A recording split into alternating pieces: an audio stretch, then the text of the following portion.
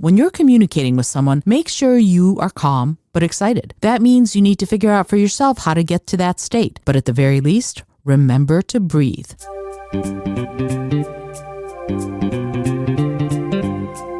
Hello and welcome to the Innovative Mindset Podcast. I'm your host, Isolde Trachtenberg. On the show, I interview peak performing world changers in the creative, social impact, and earth conservation spaces. If you like what you hear on this episode, you're going to want to check out the bonus mini episode you can access if you become a member of my coffee club. If you do, you'll get access to bonus episodes, new art, new writing, and other fun benefits at buymeacoffee.com/IsoldeT. See the show notes for more details. And now, let's get on with the show.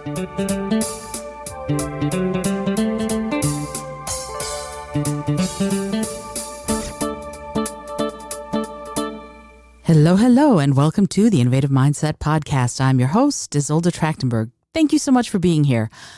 This is another Speak From Within Thursday. It is where I am reading you the entire book, my entire book called Speak From Within, where if you have a public speaking phobia or if you are intimidated by presenting to a boss or a team or an audience of any kind, and you want to know how to inspire people and get them motivated and excited to work with you or to convince them of things, this is the book for you. I honestly believe that. So I'm reading you the book. If you go back, you can listen to all of the episodes starting way back 19 weeks ago with chapter 1.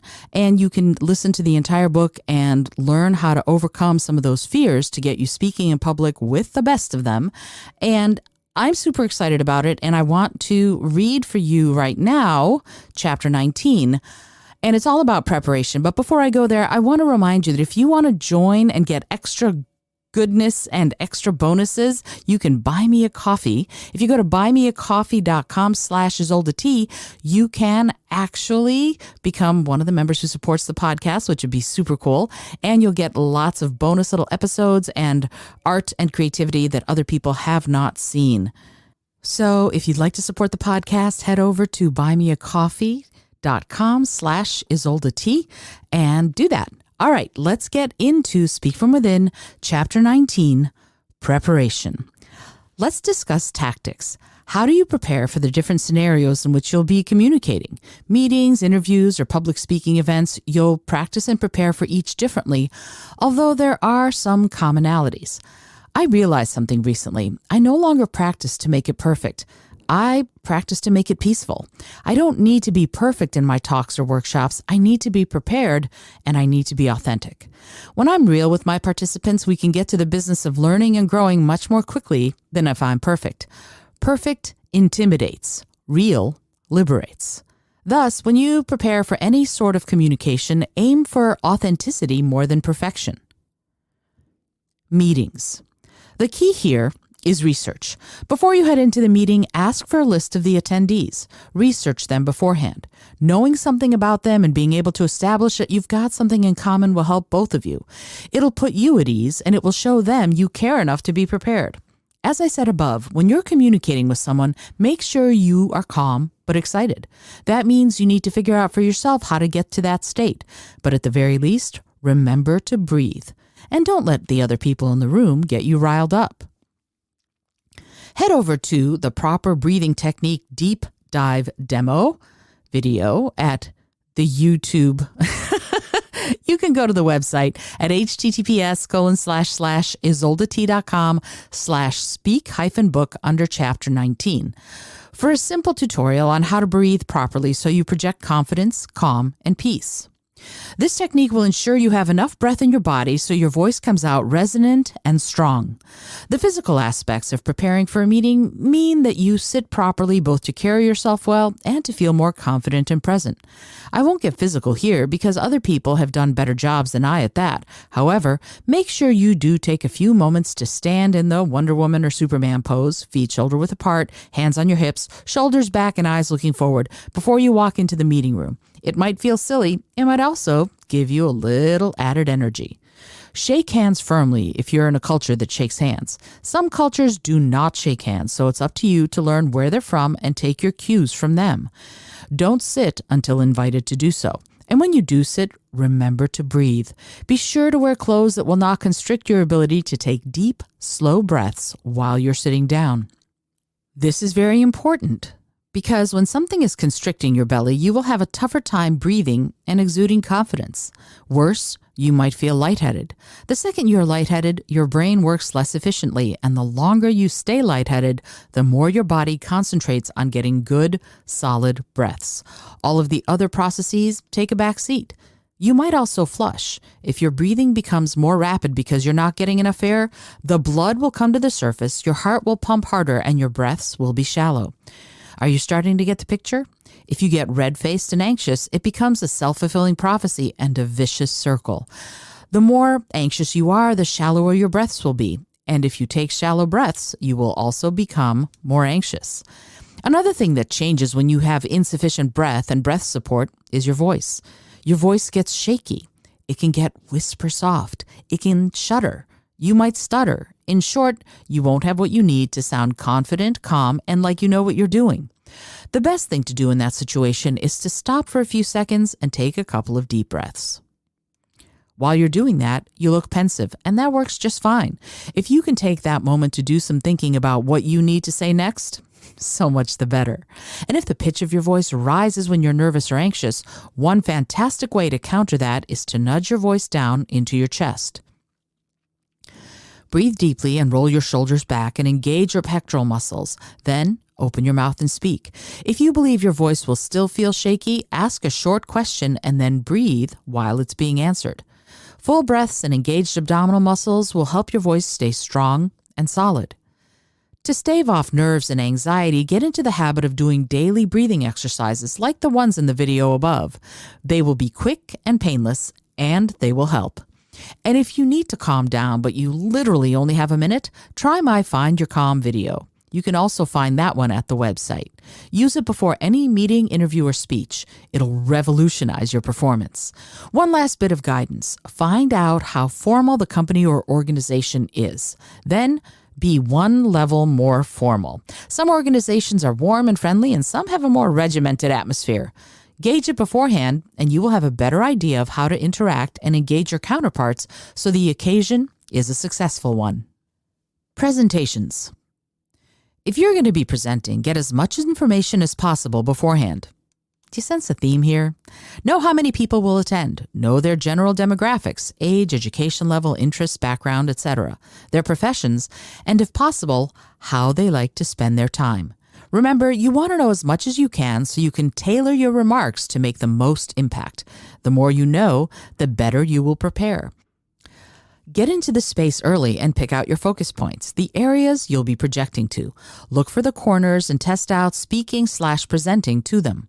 It goes without saying that you should be prepared to go on even if your computer fritzes out or your entire PowerPoint deck disappears in a puff of smoke right in the middle of your presentation. Know your stuff cold.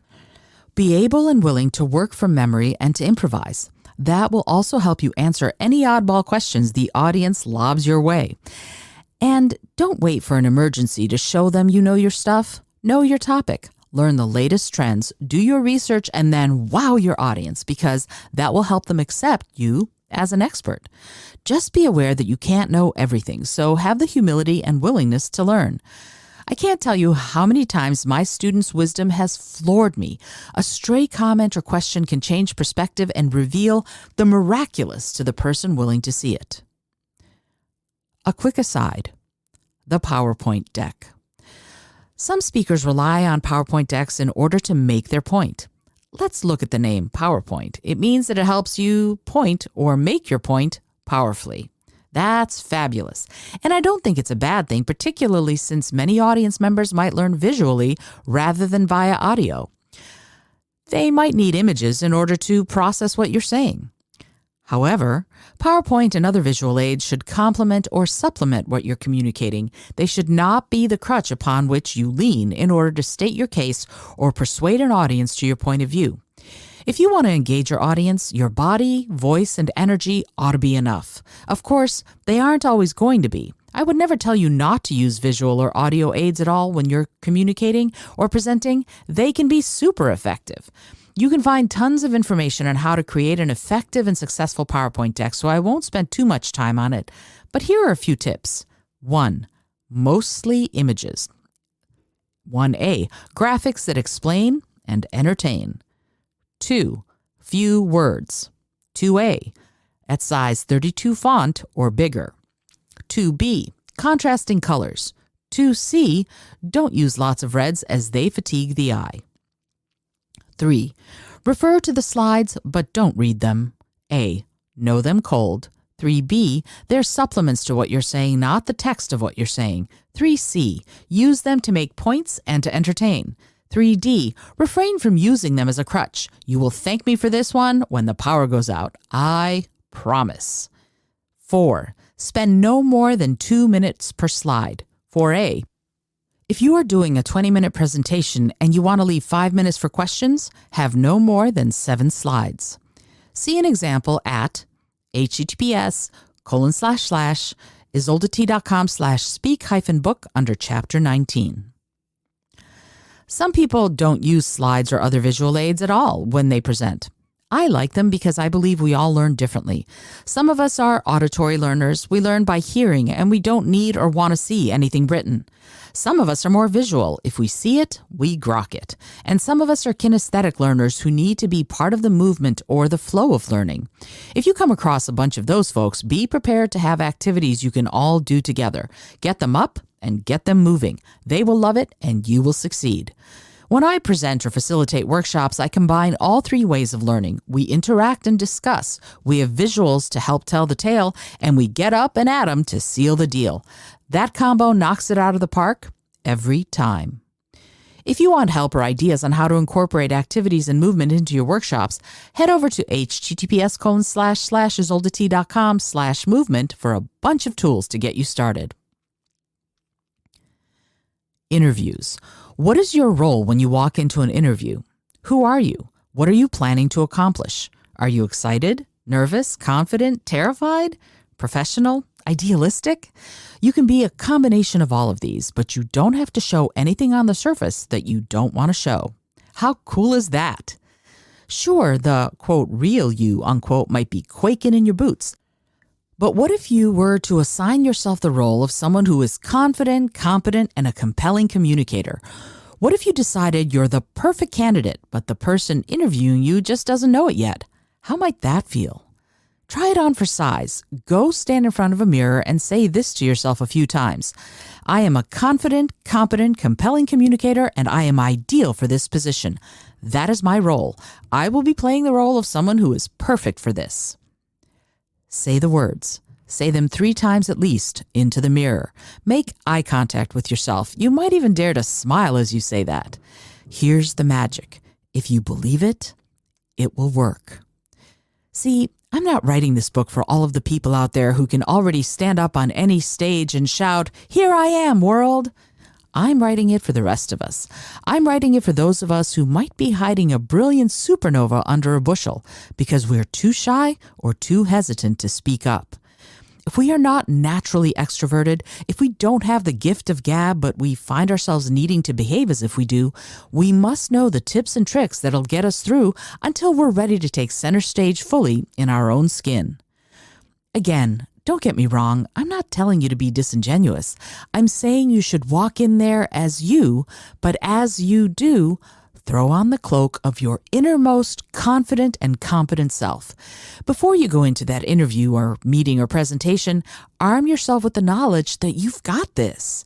And always remember that fabulous question.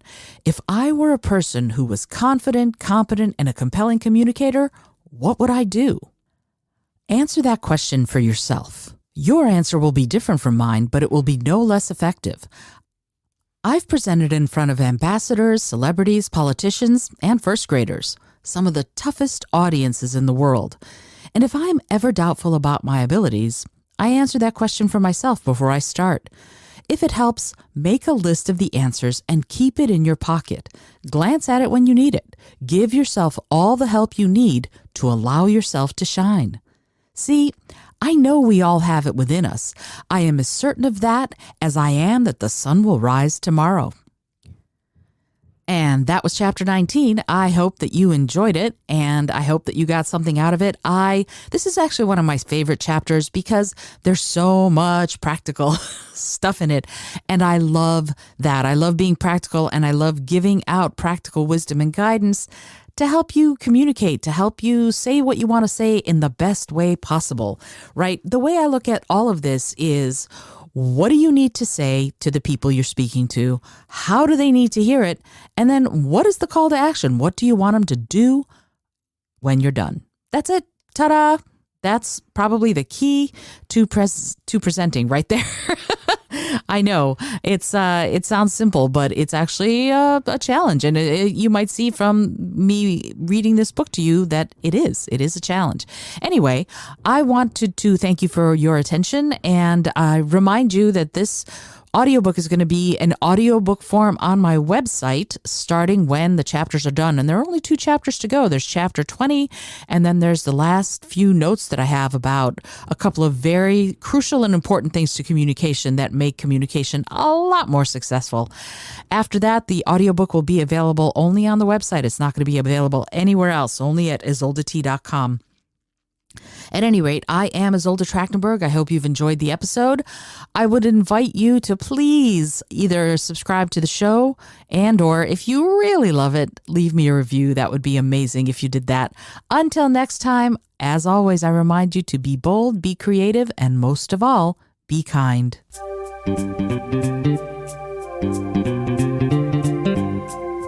Thank you so much for joining me today. I really appreciate you being here. Please subscribe to the podcast if you're new, and it would mean the world to me if you told a friend about it. Today's episode was produced by Isolde Trachtenberg and is copyright 2022.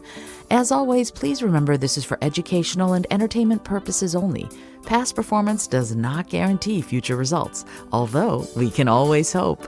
Until next time, remember to be bold, be creative, and most of all, be kind.